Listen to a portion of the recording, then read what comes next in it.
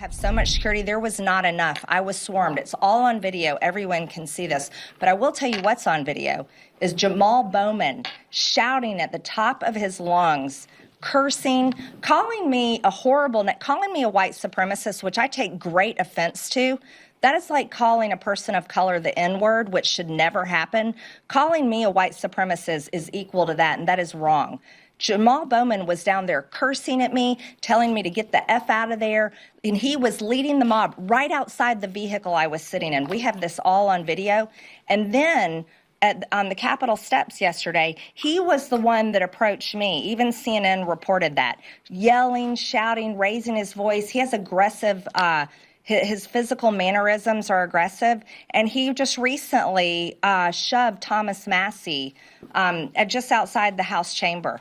I think there's a lot of concern about Jamaal Bowman. So, and I am concerned about it. I feel threatened by him. He not only led a mob there, but his boisterous lies. And I'll tell you another thing he said outside there. He was saying, save your party. I kept telling him, no, save the country. It's not about political parties. We shouldn't care about political parties. We should care about the country, because no matter what our political beliefs are, Jamaal Bowman, I don't know what his political beliefs are. I know what mine are, but we both swore an oath to serve the country here in Congress as representatives. So I am very concerned about Jamaal Bowman, and he's someone that people should watch. So that was Marjorie Taylor Greene lying about the interaction she had with Jamaal Bowman the day before she had this press briefing. Now, in this press briefing, she said that she felt Jamaal Bowman was aggressive and invaded her personal space, and that she's worried. She's afraid of Jamaal Bowman. Well, Marjorie, we've got the receipts, we've got the video, and it is no way how you described it. It's small, man. We gotta save the party. The party's hanging by a thread. We gotta get rid of Biden. The party's hanging by a thread. You gotta save the party. Listen, no more QAnon. No more MAGA. No more CNN. No more debt ceiling nonsense. Come on now. Save the party. No, we gotta save America. Save the children. Save the Do country. something about guns. Right, so close the border. Invest in close the border. Save the children. The border is what Trump left. Hey, what where are all the talking kids? about? Where are all the migrant What children? kids? You guys We're have lost accepting them. We love no, them. You've lost them. We love the There's migrant tens children. of What do you mean thousands lost missing. them? You can't find them. What are you That's talking your about? administration. What are you talking about? Yeah, migrant children are missing. You don't know the news. No, we don't know the news. Oh, you were sadly missing before. Hey, let me tell you something, Listen, I Jamaal. need you to Not save very the party. smart. You should pay attention. She ain't worth it, bro. Save the party. She ain't worth it, bro. She ain't worth it. Now, we also have video of Jamaal Bowman reacting to Marjorie Taylor Greene's reaction of the confrontation. Marjorie Taylor Greene in her press conference this morning said something incredibly dangerous and incredibly reckless about me, talking about my demeanor as being aggressive and saying that she feels intimidated by me. Unfortunately, this country has a history of characterizing black men who are outspoken, who stand their ground, and who push back as being threatening or intimidating.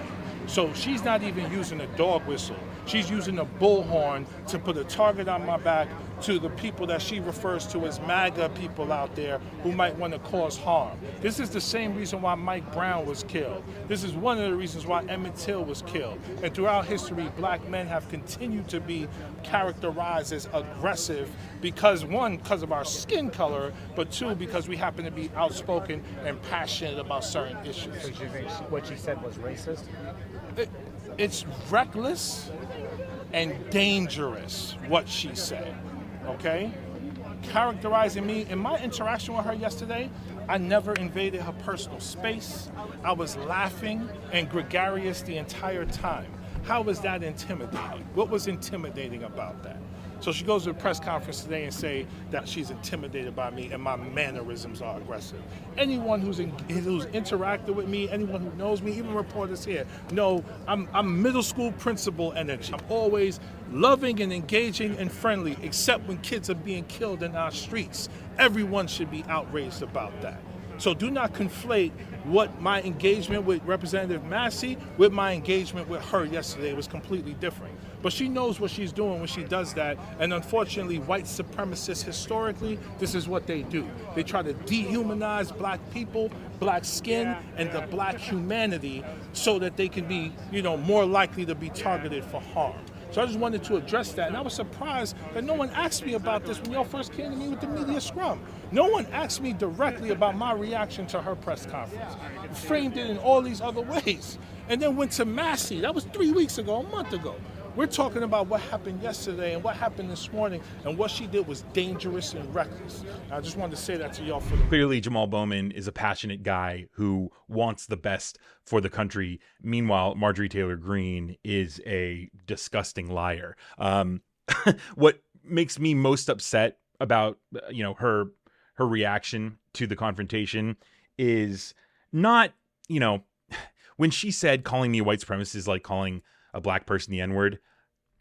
I mean, that's just atrocious. It's just no one in their right mind believes that. Calling a white supremacist is nothing like calling black people the N-word, which was designed to dehumanize them by white supremacists.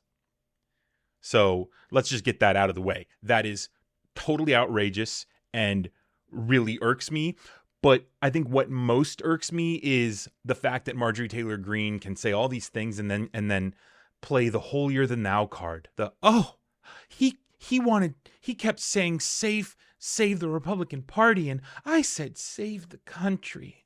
I took an oath to swear by the Constitution, which I then led an insurrection and helped undermine that. But Jamaal Bowman, that black man, he scares me so much. That's what really pisses me off, because that type of behavior is what get black men killed by police officers. It's the victimization. It's the play them up to be, they're aggressive animals and dehumanizing them. That kind of behavior is what truly enrages me. Now, in the beginning of Marjorie Taylor Greene's reaction to Bowman, the Bowman confrontation, she was also describing how Bowman was treating her when she went to New York City the day that Donald Trump was indicted. And she goes on and on about how Bowman was leading the charge and there were swarms of people and she didn't have any security. Marjorie Taylor Greene, we've got the receipts. We've got the video.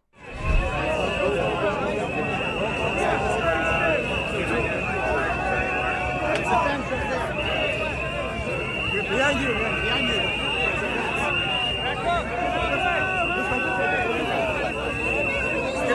Get out of the way. Get out of the way.